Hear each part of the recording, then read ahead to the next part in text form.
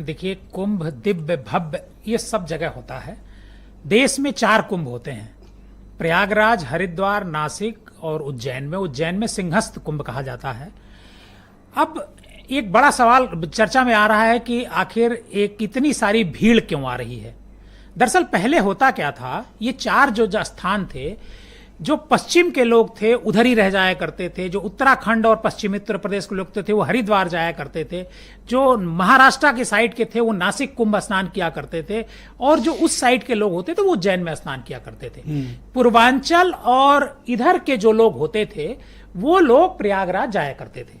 लेकिन इस बार एक कैंपेन चला, सरकार ने बहुत कैंपेन, सबसे बड़ा इसमें मैं योगदान देता हूं कैंपेन का, और कोई मतलब नहीं है। आज आप कैंपेन कुछ भी कर लीजिए तो लोग उस पर टूट पड़ते हैं। जैसे हर व्यक्ति चर्चा कर रहा हो डिजिटल स्नान की, तो ये एक कैंपेन है, उसी कैंपेन के हिस्सा था। और 144 साल बाद की जो बात कही गई, वो लोगों ने ये सोचा जैसे मैं हूं, मैं 144 साल बाद तो रहूंगा नहीं, बच्चा जो होगा वो भी 144 साल बाद नहीं रहेगा, बूढ़ा भी 144 साल बाद नहीं रहेगा। तो सबके दिमाग में एक बात बैठी, जो लोग वहां गए सबके दिमाग में बैठी, 144 साल बाद तो मैं रहूंगा ही नहीं, तो इस बार का मौका क्यों हाथ से जाने दो।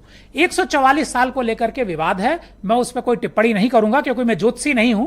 लेकिन मेरी किताब आ रही है प्रयागराज महाकुंभ 2025, इसी महीने, अगले महीने आ जाएगी 15 तारीख तक, उसमें आप पढ़िएगा। मौके पे आपने भी गंगा नहा ली? नहीं, मैं गंगा में नहाइए ना, मैं लाइए, किताब आनी चाहिए। इससे उद्घाटन डिबेट में इससे पहले अभी 20 दिन पहले मेरी किताब एक और आई है, अखाड़ों का महाकुंभ।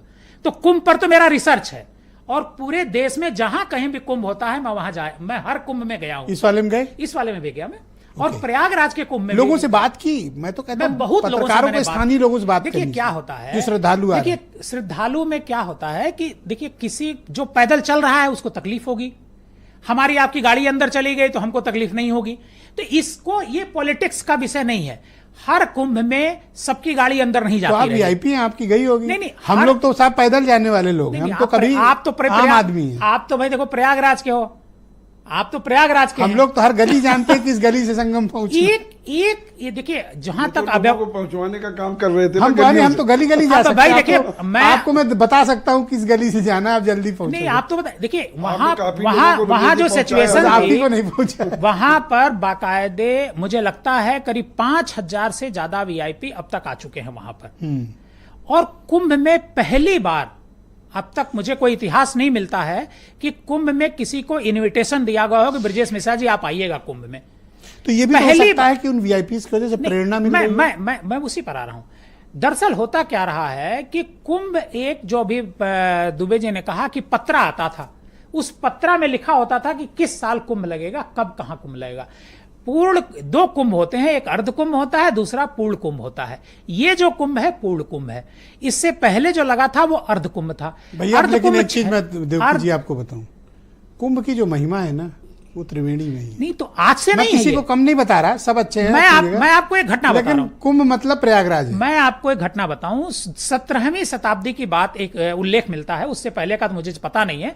17वीं शताब्दी का उल्लेख मिलता है। वो कन्नौज का राजा था हर्षवर्धन, और वो हर कुंभ में वहां जाता था, और जितने भी दान, मतलब वहां गंगा संगम में स्नान करता था, और जो कुछ भी वो संपत्ति 5 साल 6 साल में अर्जित करता था, वो सारी संपत्ति वहां दान करता था। तो संगम में स्नान और दान, कुछ दान हुआ अभी तो हमको दें तब बताएं। ये तो उल्टा लेके आए पद अपने लिए, तो नहाए हैं प्रमोशन। तो कुंभ में स्नान और दान का महत्व है, और स्नान वहां पर देखिए, थैंक यू सर। इस बार भी जो लोग गए वहां पर स्नान किए, और जितनी उनको श्रद्धा लगी वो उन्होंने दान किया। ये किसी राजनीतिक उसमें नहीं गए हैं। देखिए, बीजेपी को 23 करोड़, 23.5 करोड़ वोट पिछली बार 2024 के चुनाव में मिला पूरे देश भर में।